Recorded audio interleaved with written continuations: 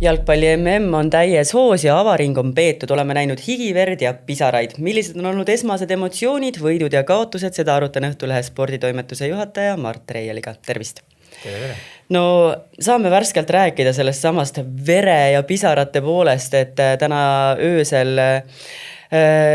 murti mängu käigus Kanada poolkaitsjal ilmselt jalaluu. Et kas sellega kaasneb ka mängukeeld või piisab teie hinnangul ainult punasest kaardist, et niisuguseid selliseid vigastusi vist liiga tihti väljakul ei näe? No liiga tihti õnneks muidugi ei näe, aga punane kaart sellega kaasnebki mängukeeld, et midagi täiendavat vaeval, sest et too olukord ei olnud selline jõhker vägivald. Et ma seda videot vaadanud, siis isegi nägi ausalt öeldes tagajärg arvestades, see nägi päris süütu välja, et siuke tagant kõks vastu, ütleme siis tugijalga, aga see ongi, et mehe raskus oli selle jala peal, tagant oli kõks, kõks on võib-olla pehme sõna, aga ütleme löök, aga see ei olnud nagu kuidagi vägivaldne, et ta oli väga optimistlikult, siis see Katari mees üritas seda palli nagu läbi teise mehe jalgade saada, et see ei olnud selline korgitees säärde robustne, mida ikka ka aeg-ajalt näeb. Et see on vihane rünnak ei olnud. See oli ikkagi nagu mänguline olukord, mis nagu ääretult õnnetult kuidagi lõppes, Nii et ei näe, et oleks vaja kuidagi pikemaks ajaks väljakult kõrvaldada seda mängijat sellise taga. See ei olnud kuidagi vägivaldne juhtum. Aga mis mulje sulle endale on jäänud, et kui hoolega sa oled neid mänge nüüd siin jälginud, see on päris pikalt kestnud, nädalaid on veel minna, et kuidas seda tööd ja seda spordifänni eraelu siis segada, et unetundi on puudu jäänud kindlasti? Unetundi on puudu jäänud ainult täna või ütleme möödunud ööl ja siis ülemöödunud ööl, aga mitte nagu jalka pärast niivõrd, et täna algas tööpäev lihtsalt kell 6 hommikul, mis tegelikult on jalka pärast ütlemise, aga mitte siis vaatamise pärast konkreetselt. Ja siis neljapäeva hommikul oli vaja televisiooni minna, see oli ka 6.20 äratus. Aga kuna mul on väike laps kodus ka, siis see oli algusest peale selgelt, ega ma keset ööd ju ei hakka vaatama, et mul pole aega pärast nagu järele magada. Et selles mõttes tegelikult on isegi päris mõnus graafik, et vaatad õhtul 1-2 mängu ära, oleneb, kas SA mäng on kell 7 või 8, et see pluss 1 mäng veel umbes, see on siuke inimlik rütm, et ausalt öeldes ma ei kujuta ette, kui hommikust õhtuni oleks see jalka. Et me ärkamegi, ma ei tea, esimene mäng on kuskil kell 11-12 päeval või hommikupoolikul ja siis kütab niimoodi õhtuni välja, hilisõhtuni, et see oleks ausalt öeldes palju karmim. Praegu on nagu väga rahuliku südamega saab lihtsalt minna magama ja mänge vahele jätta. Aga kui suur jalkafänn sa oled, et kas sulle piisab sellest, et sa hommikul vaatad selle öise mängu skoori üle või paned sa ikkagi endal maiuspalaks need mängud kõrvale ja mõtled, kui tekib vaba hetk, siis ma pean selle järele vaatama? Kindlasti ma ei vaata järele neid, et ma tahaks arvata, et neid inimesi on üldse väga vähe just Eesti Vabariigis, et ei ole ju Eesti mäng et Eesti mängu, siis märkaks muidugi ülesse ka, aga ütleme, et see on asi, mida võiks järele vaadata, aga praegu on ju tegelikult täiesti ju suvalised veel vägagi paljuski tähtsusetud mängud, mõtlengi siit Eestist vaadata, et loomulikult kui oma riik on mängus, neil on nagu, oled sa kuskil Usbek või iraaklane või Kongost, siis neil on elu ja surma peale praegu mängu mõttes, et aga meie vaates tegelikult turniir alles kerib ja õnneks need otsustavad mängud on tegelikult Eestis enamik on väga mõistlikul ajal, et tegelikult nagu sellist väga karmi dilemmat nagu lõpuks ei tulegi, et ei pea nagu hommikul midagi järele vaatama. Väga palju on tagantjärgi analüüsitud Portugali ja Kongo mängu ja seda just nimelt Cristiano Ronaldo tõttu, et kes ei suutnud seal lüüa siis ühtegi väravat. Kas temas võib see sütitada, mäng lõppes küll 1-1 seisuga, aga kas temas võib see sütitada sellise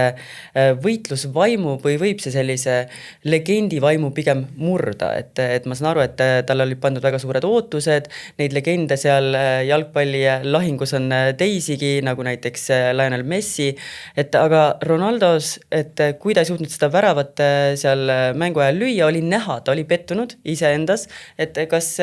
selline olukord seal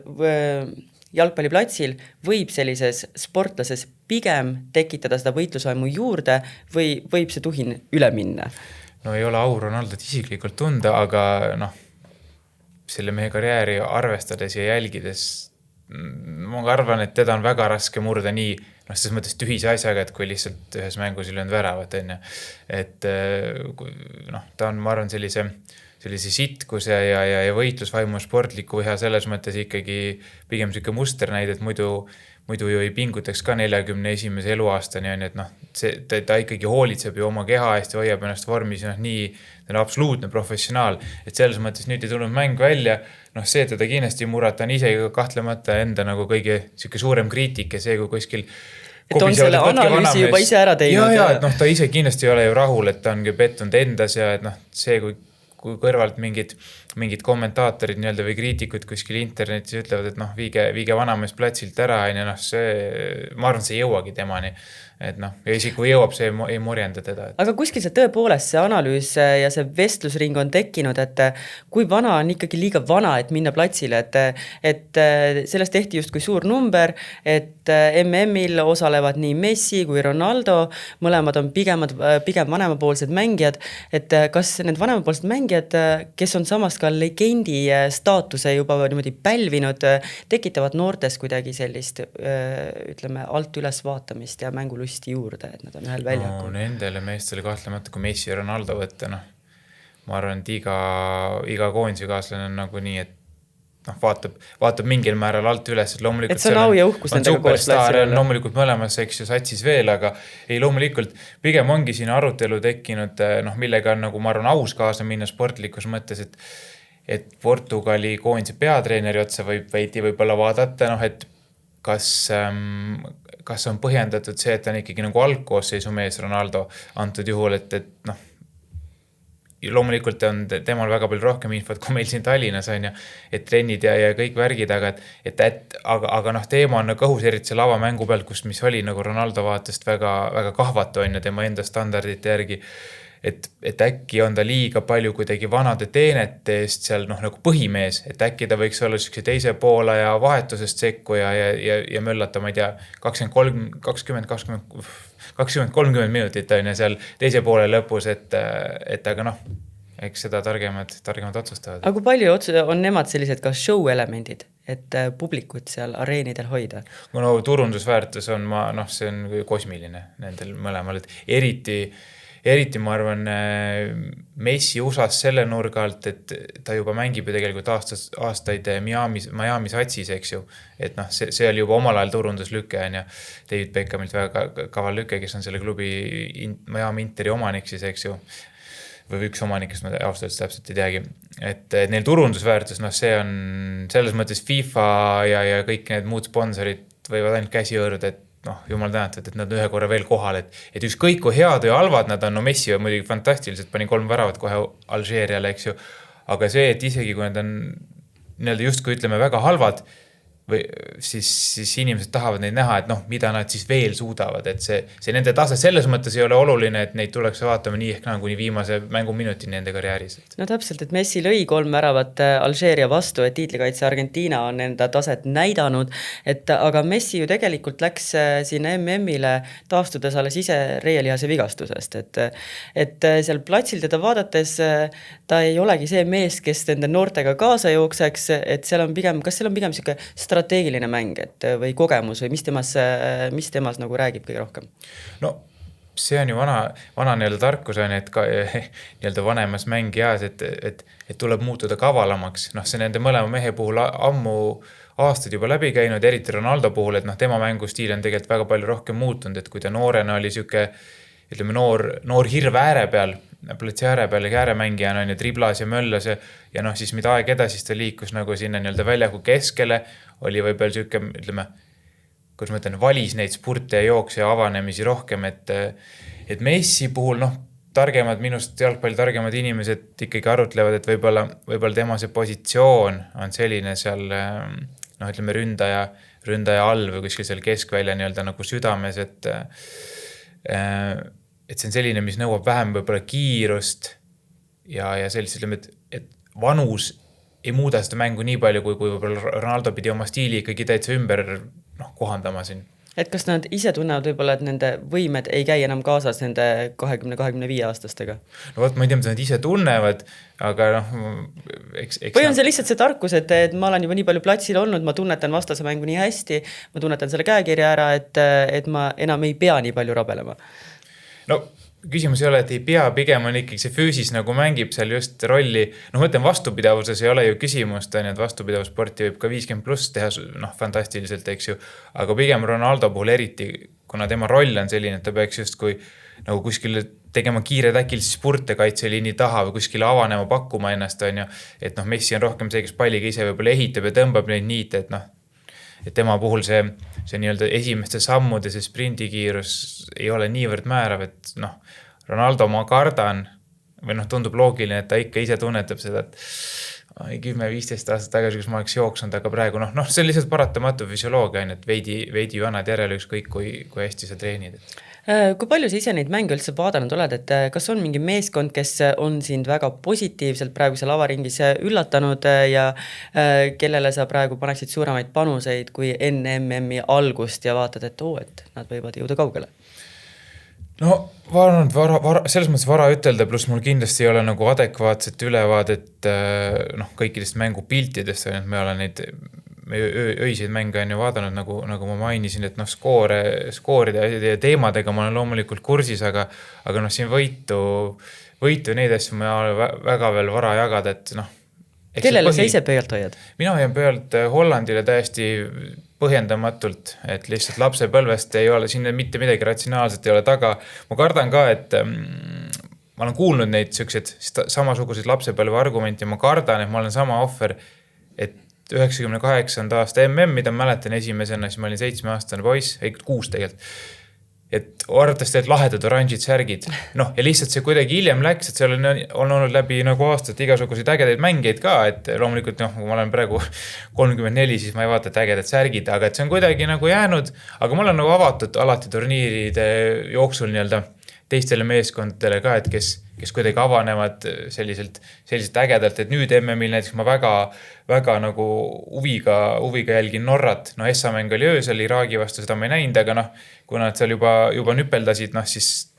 ühe jalaga on nad juba edasi pääsenud, nii et loodetavasti mõni järgmine mäng nagu klapib Eesti inimese ajakavaga paremini. Et Norra on üks selline äge sats, kus võib ka tulla pauk, mida noh, ütleme nii-öelda ajalooliselt ei oodata, aga noh, samas on seal väga kõva mängijate nimekiri. Mida sa arvad joogipausidest? Tõmbavad nad mängutempo maha? Ei, muidugi tõmbavad, noh 3 minutit järsku midagi ei toimu, et selles suhtes see on, noh, see ongi tegelikult see reklaamipaus, on ju, ütleme nii-öelda ausalt, ametlikult on joogipaus, aga tegelikult on see reklaamipaus, et ei, see on, jah, noh, see on harjumatu, ütleme, kus ma ütlen, noh, ma ei tea. On see harjumatu ainult vaatajatele või on see harjumatu ikkagi ka mängijatele endile, et nagu need kommentaatorid on seal pidevalt ka öelnud, et tavaliselt need väravad kipuvad tulema kas vahetult enne joogipausi või kohe pärast seda, et siis see treener saab ikkagi nendega seal vestelda, et kas need hoiaksid joogipauside ära olemine, hoiaks kuidagi seda mängutempot paremini üleval? No, või küsimus on sellest, joogipause on enne ka olnud, eks ju, kui on palavad ilmad, noh, ma panen puusalt, ma ei tea, mis see protokoll täpselt on, aga noh, ikka stiilis 30+ on ja kraadi, neid on enne ka tehtud, aga siis need on olnud päriselt joogipausid, et võistkond on läinud veepudelist 3 lonksu ja läheb edasi, et noh, a la minutiga saame hakkama, võib-olla isegi vähem, eks ju. Et nüüd on see 3 minutit rangelt, sest reklaam jookseb, on ju, eriti USA telekanalites, aga noh, kas harjunud? Küsimus on selles, see lihtsalt muudab mängu dünaamikat, et põhimõtteliselt võibki selle jalgpallist on saanud korvpall, noh nii öelda, et 4 veerandaega tegelikult on juba aus ütelda, sest et siin on nii paljudes mängudes on neid näiteid, et see 3 minutiga on nagu mingi võistkond, kes ütleme, et enne seda on olnud näiteks hädas, on suutnud teha mingeid korrektuure ja pööranud mängupildi täiesti ümber, et see lihtsalt see on nagu täiendav selline mõttepaus, et ta hakib mängu ära, et seal on treeneritel on võimalik nii palju muuta selle pausi ajal, sest 3 minutit on ikkagi pikk aeg ja seal kogu aeg intensiivne töö käib. Et vaatavad, et see esmane strateegia ei töötanud ja siis mängivad selle joogipausi ajal ümber. Just. Noh, ja seal tulebki mängu, selles mõttes, et seda võib kiruda ja kurta lihtsalt, et kuidas ma ütlen, mäng muutub lihtsalt jalgpalli olemus, aga samas seda võib ka teisipidi nautida selle nurga alt, et jälgida, et okei, et treeneri töö sükest meisterlikust, et kes kui palju suudabki nüüd nagu mängu muuta selle pausi ajal oma instruktsioonidega, eks ju, et ütleme niimoodi kodus diivani peal, ta selles mõttes mind nagu mingi uskumatult ei häiri, et noh, siis ongi paus, ma teen, ma ei tea, tõusen püsti, toon, ma ei tea, vett juurde või scrollid telefonis vahepeal mingid uudised või kirjutad sõbrale, et see nagu kodus tegelikult on suht suva. aga võtame lõpetuseks selle jalka MM-i hoopis teise külje pealt kokku, et kas jalgpalli MM on mingisugune meelelahutuslik spordiüritus tegelikult selles suhtes, et seda ei jälgi ainult süvaspordifännid, vaid see toob ikkagi inimesed kokku. Ja, no see haarab, see on ju maailma kõige suurem spordisündmus üldse. Et noh, tunnetad sa ise enda sõpruskonnas praegu seda? Ei, seda on ma tunnetan seda selles mõttes alati, et see algavad ju igasugused jälle kuskil mingid ennustusvõistlused, pannakse jälle punte kokku, eks ju, kõik, ma ütlen, et see on sellega nagu kursis mingil määral kõik inimesed, keda tegelikult ju huvitagi, kes võidab või võib-olla ei tea mingid mängijaidki, aga alati keegi on ikka kellegi poolt lihtsalt nagu kus ma ütlen, et siis on see hasart püsib, jah? No jaa, et tuleb kellegi poolt olla, pluss kogunevad ja sõpruskonnad vaatama lihtsalt mänge, et sealt peagi pooled inimesed võib-olla üldse huvitav, ma ei tea, pildikult öeldes seljaga televiisori poole, eks ju, aga nad on ikka pundist, tahavad olla kuidagi see jalgpalli MM-i melu, et see nagu iga 4 aasta tagant, see kuidagi haarab nagu maailma, et tegelikult see on veidi ju nagu kummaline või arusaamatu nende riikide puhul, kes ei osale, et mida me siin Eestis nagu mis me nüüd nii väga peaksime haaratud olema, aga kuidagi, jalgpall on ju maailma kõige suurem spordiala, et midagi selles MM-is on, et see nagu võlub kõik ja muidugi kohapealsed videod on ju alati lahedad, et sotsiaalmeediat soovitan scrollida usinalt, et seal näeb igasugu lõbusaid videoid kuskilt tänavatelt ja möll saab alati nendes riikides, kus turniir toimub, et pidu ja nalja selles mõttes kõvasti, et Mart, poole juulini on veel pikk tee minna, pead vastu. Sporditoimetus peab vastu. Peab pidama, mina muidugi õnneks enne turniiri selles mõttes võib öelda, et ei pea vastu või suund puhkusele 7. juulil äkki või. Nii et lõpus peavad mehed ilma minuta hakkama saama, aga küll nad saavad. Mart, ma tänan sind selle intervjuu eest ja ma tänan ka teid, head vaatajad, selliseks meie seekordne saade kujunes. Tuletan meelde, et saade pealkirjad taga on järelvaadatav Õhtulehe YouTube'i kanalist ning ka Spotify'st. Mina kohtun teiega taas, aga juba järgmisel reedel ikka Õhtulehes.